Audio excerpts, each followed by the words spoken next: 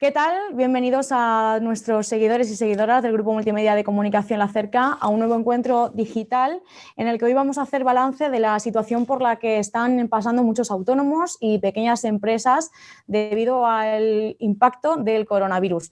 Lo vamos a hacer de la mano de Lorenzo Amor, que es el presidente de la Federación Nacional de Asociaciones de Trabajadores Autónomos, a quien pues doy las gracias en primer lugar por atendernos al otro lado de la pantalla. Lorenzo, ¿qué tal? Buenos días. ¿Qué tal? Buenos días. Encantados de tenerlo con nosotros aquí una vez más. Pues muchas gracias y a vosotros, a vuestra disposición, por contar conmigo, ¿no? Y con la opinión nuestra en estos momentos que estamos viviendo, y agradecer a La Cerca que como cada año y cada vez que lo veis necesario, poder invitarnos a estar, ¿vale? Bueno, Lorenzo, en primer lugar, ¿qué balance puede hacer de esta segunda ola de confinamiento, del impacto que está teniendo pues, estos cierres perimetrales, los toques de queda también, ya de cara también a las Navidades, que estamos ya casi en ellas? Bueno, la situación es complicada. 3 de cada 4 autónomos en España tienen algún tipo de restricción. Los autónomos llevan perdidos más de 60.000 millones de euros. 1 millón de autónomos, prácticamente 1 millón de autónomos, su actividad, las pérdidas han superado los 30.000 euros. El 50% de los autónomos, más del 50%, concretamente el 56%, su actividad ha caído más de un 60%. Apenas un 11% de autónomos no han tenido pérdida este año. El resto, el 89%, sí. Y ante este panorama, bueno, pues fíjese, la situación es muy compleja. Hay 600.000 autónomos con los negocios cerrados. Hay 450.000 autónomos que han solicitado la prestación por cese de actividad a día de hoy. Y esto refleja una situación complicada. Es verdad que no a todos los sectores le está pasando factura la pandemia, pero sí le puedo decir que es a la inmensa mayoría de los autónomos. Hablaríamos que prácticamente el 80% de los autónomos están seriamente afectados, ¿no? Porque se concentra en estos sectores del sector servicios, donde mayor concentración hay y donde más virulencia está teniendo la pandemia. Véase la hostelería, el comercio, las peluquerías, el ocio infantil, el ocio nocturno, las academias, los gimnasios, la cultura, los eventos, el turismo. Sí, es que uno se pone a ver los fuegos artificiales, los feriantes, el sector de eventos, espectáculos, cultura. O sea, es que es infinidad, ¿no? Es infinidad. Fíjese, le pongo un ejemplo, ¿no? En cualquier instalación deportiva donde hay un pequeño ambigú, está cerrado desde el 14 de marzo. No hay un fuego artificial desde el 14 de marzo. No hay una feria desde el 14 de marzo. No hay un evento desde el 14 de marzo. Llega esta Navidad sin comidas de empresas, sin cena de empresas. Es difícil para la hostelería, pero es difícil para el taxi. Es difícil para la peluquería. O sea, son muchos sectores los que se ven seriamente afectados. ¿Qué expectativas genera esa vacuna que aquí en España pues previsiblemente ya va a llegar en enero y de cara a la supervivencia de empresas, pymes también, de cara al próximo año? Bueno, la vacuna puede ser una inyección de optimismo. Lo que espero que no se convierta en frustración. Y me quiero referir que hay que ver también los periodos, ¿no? Es verdad que la vamos a tener en enero, pero ¿cuándo vamos a tener la llamada inmunidad de grupo? Yo creo que en 2021 todavía vamos a convivir con los contagios, desgraciadamente. Y eso nos va a hacer que el 2021 sea también un año complicado. Si es verdad que, bueno, ya tendremos la vacuna. Yo creo que a partir del segundo semestre vamos a ver las cosas de otra forma. Pero hasta que llegue el segundo semestre vamos a vivir momentos todavía complicados, donde muchas de las personas que están en ERTE no van a poder volver a incorporarse a su trabajo, donde muchos autónomos que hoy están cobrando la prestación por cese de actividad no van a volver a reabrir sus negocios o sus actividades. Y esta es la realidad, no podemos ocultarla. Estoy convencido que vamos a salir hacia adelante y que lo hemos demostrado en otras ocasiones, ¿no? Pero va a quedar también mucha gente en el camino, desgraciadamente, mucha gente. Y eso es lo que a mí más me preocupa, ¿no? Me preocupa el futuro, pero me preocupa el presente. Me preocupa la que están pasando muchos autónomos que hoy no pueden cobrar la prestación por cese de actividad porque no accedieron a ella durante el primer estado de alarma. Me preocupa a aquellos autónomos que se le está subiendo la cuota ahora, aunque sea un pacto del año 2018, pero que se le está subiendo la cuota sin tener actividad o apenas teniendo actividad, cuando se puede aplazar. El gobierno tiene en sus manos la posibilidad de tener un gesto y aplazarla. Me preocupa aquellas personas que en estos momentos, por orden administrativa, no pueden abrir sus negocios y siguen pagando alquileres, siguen pagando gastos fijos. Mire, durante esta crisis he visto llorar más autónomos que los que vi en el año 2010, en la crisis del año 2008. Y eso, lo que más me entristece es ver que hay políticos que son insensibles a lo que está pasando en las calles de nuestros pueblos y de nuestras ciudades. Es verdad que el gobierno y las administraciones han ayudado a los autónomos, pero claramente insuficiente. Lo decía antes, los autónomos han perdido 60.000 millones de euros. El gobierno y la administración central, las autonómicas y los ayuntamientos han ayudado a los autónomos con algo más de 9.000 millones de euros. Esto significa que por cada 100 euros que ha perdido un autónomo, las administraciones le han ayudado con 14, 15 euros. El resto, esas pérdidas no son pérdidas voluntarias. La inmensa mayoría han sido pérdidas por orden, por imperativo administrativo. Nos han obligado a cerrar, nos han obligado a tener restricciones. Lo hemos respetado, acatado. Pero hoy se ha perdido otra nueva oportunidad. Hoy en el Consejo de Ministros, 2 meses después de declarar el estado de alarma, el gobierno vuelve a aplazar el plan de rescate a los sectores afectados. Cuando llegue ese plan de rescate, si se deciden aprobarlo, para muchos autónomos será muy tarde, demasiado tarde. Hacía antes referencia a los ERTE, que de momento están prorrogados hasta enero, hasta el 31 de enero del 2021. ¿Se hace necesaria una nueva prórroga? Bueno, ya se tenía que estar hablando de llevar los ERTE más allá del estado de alarma. Y no olvidemos que tenemos un estado de alarma declarado hasta el 9 de mayo. Por tanto, los ERTE ya tenían que estar prorrogados, pero las ayudas por cese de actividad también. Pero además tenía que estar establecido una exoneración en la cotización a todos los autónomos que tuvieran algún tipo de restricción. En estos momentos la exoneración a cotización es solo para los autónomos cuya actividad ha caído un 75% o tienen cerrado al 100%. Sin embargo, a un trabajador que está en ERTE se le exonera la cotización solo por el simple hecho de tener algún tipo de restricción. Por similitud, no se puede actuar de distinta forma con un trabajador por cuenta ajena con un trabajador por cuenta propia. Y los autónomos volvemos a ser discriminados en este ámbito. Bueno, recientemente se han aprobado también esos presupuestos generales del Estado. En cuanto a las ayudas a autónomos y micropymes, ¿cómo los considera? ¿Qué valoración puede hacer? Bueno, a mí los presupuestos, los dije en su momento, me parecen unos presupuestos difíciles de cumplir, un poco irreales, porque están basados en unos ingresos y en unos gastos que no corresponden con la realidad, porque están diseñados, dibujados en un momento donde se nos negaba que había una segunda ola. Están basados en un crecimiento que no se va a cumplir. Bueno, en cuanto a ayudas para autónomos, habrá que ver. De momento, nosotros lo que esperamos es que realmente se rescate y se ponga en marcha un plan de rescate para salvar autónomos, para salvar empresas y para salvar empleo. Ese es nuestro objetivo ahora mismo. Y en ese plan de rescate tiene que aparecer primero prolongando la prestación por cese de actividad a todos los autónomos que lo necesiten, exonerando cotizaciones, ampliando los aplazamientos de impuestos, dando ayuda a fondo perdido a los alquileres, porque este es un gran problema. En estos momentos se le está negando a abrir en muchos territorios de nuestro país a la hostelería, pero siguen pagando los alquileres, aunque no producen.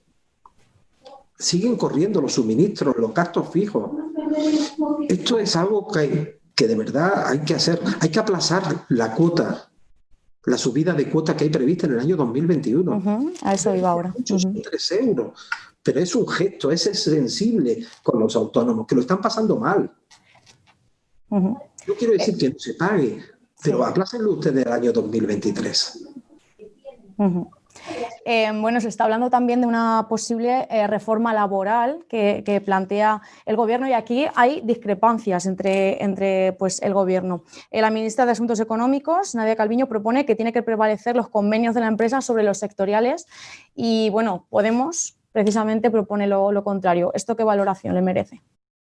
Mire, yo digo que la normativa laboral, el Gobierno tiene el BOE en su mano, pero si el Gobierno quiere el diálogo social, que respete el diálogo social y los tiempos del diálogo social. Ahí en el diálogo social se sientan quien contrata, quien emplea, a quien es contratado y quien es empleado. Unos representados por las patronales, COE, y otros representados por los sindicatos más representativos. Yo le pido, de verdad, le pido al Gobierno que en materia laboral deje trabajar al diálogo social, que ha dado ejemplo de acuerdos, de consenso. 7 acuerdos ha habido a lo largo de este año, de esta legislatura. No ha habido tanto en el ámbito político. Por eso le pido respeto al diálogo social y que lleven esos aspectos a los ámbitos del diálogo social. Y precisamente también se está hablando de esa jornada laboral de 4 días y 32 horas semanales. Bueno, eso es una quimera.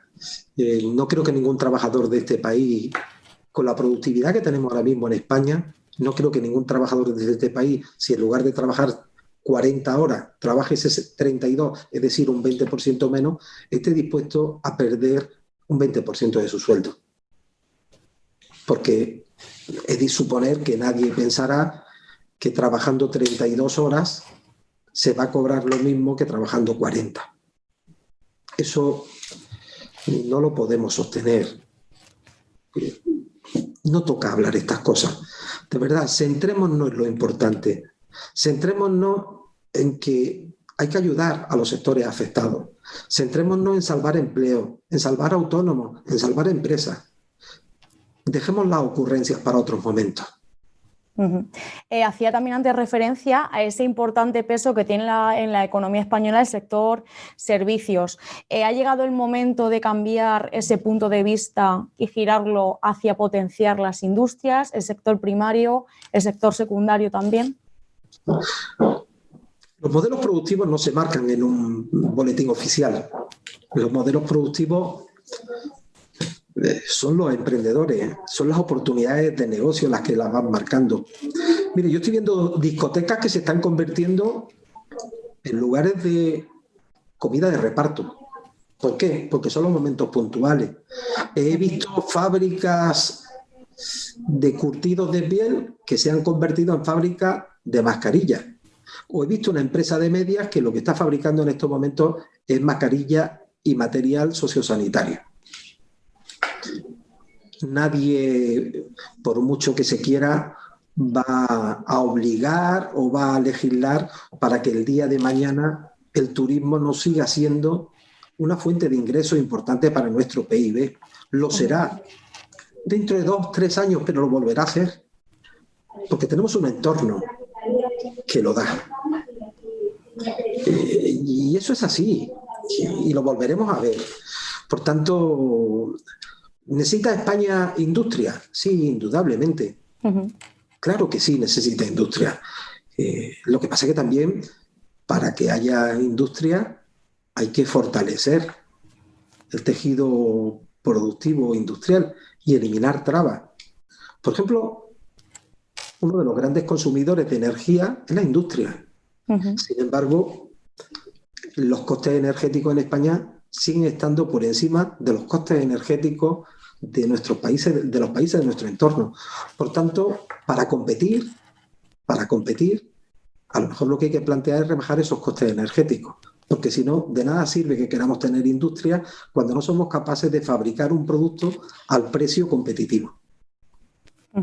¿Qué opina ATA también sobre una posible reforma fiscal aquí en España para que sean las grandes empresas, grandes fortunas, las que más aporten y no los autónomos y las pymes? Bueno, mire, nosotros Han pasado 3 días, ¿no?, de que hemos celebrado el Día de la Constitución. La Constitución es muy clara, ¿no?, y tiene que decir que tenemos que tener un sistema impositivo progresivo, ¿no? Uh-huh. Indudablemente nosotros creemos que el que más recaude, pues el que más tiene, o el que más ingrese, es el que más tiene que pagar. Ahora bien, cuidado con los infiernos fiscales. Porque lo que hemos visto y lo que tenemos comprobado es que en las comunidades autónomas donde hay mejor trato fiscal a los ciudadanos y a las empresas, se recauda más. Y en aquellas donde hay mayor presión fiscal, se recauda menos. Uh-huh. Y esto hay que tenerlo en cuenta. Mire, yo vivo en una comunidad como es Andalucía, que ha rebajado los impuestos, el tramo autonómico, los impuestos de sucesiones, donaciones. Sin embargo, con la rebaja fiscal, la relajación fiscal que han tenido los ciudadanos, los autónomos, las empresas, se ha recaudado más que cuando había un infierno fiscal.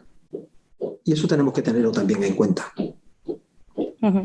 Hay que crear un entorno fiscal amable, uh-huh, al ciudadano, al emprendimiento, a las empresas, a los autónomos. Uh-huh. ¿Qué reflexión podemos hacer también sobre esa economía sumergida y lo que representa? Pues casi el 25% del PIB y las pérdidas en cuanto pues, a impuestos. Bueno, esto es un gran problema y se hace poco, porque se habla muchas veces de subir impuestos, se habla muchas veces Uh-huh. de los niveles que tenemos de recaudación fiscal, pero no se toman apenas medidas en combatir la economía sumergida, que como usted bien dice es el doble de la media de la Unión Europea. Yo cuando oigo hablar que en España se recauda menos y se ingresa menos, sí, claro, cuando se dice eso se obvia que en el resto de los países la economía sumergida es un 12% y aquí, como usted bien dice, supera el 24%. Por tanto, yo lo que pido a las administraciones es tolerancia cero con la economía sumergida. Tolerancia cero. Porque se está haciendo una competencia desleal a aquellos autónomos, a aquellas empresas que a duras penas pagan sus impuestos y sus cotizaciones. Cada día en España se realizan decenas de miles de actividades que no pagan impuestos ni cotizaciones. Uh-huh. Y eso a quien hace daño es al autónomo que desgraciadamente está ahora mismo afrontando a duras penas esos impuestos y esas cotizaciones. Eso de que veamos en una farola o en un buzón que te pintan toda la casa, que te arreglan lo que sea y te dan un teléfono móvil y cuando pides factura te dice que no te hacen factura, eso es la economía sumergida. Y todos sabemos dónde está. Uh-huh. Tolerancia cero a esa economía sumergida. Uh-huh. Bueno, un último apunte ya para finalizar. Estamos, como hemos ido comentando, en una situación muy complicada, con 3,8 millones de parados y otros tantos miles de personas en ERTE todavía, 600.000 trabajadores, si no me equivoco. ¿Qué opinión le merece ante esta situación el que tengamos un Estado que todavía siga manteniendo esa estructura burocrática, institucional y política? Bueno, yo lo que pienso en estos momentos es que las administraciones tienen que ser ejemplo.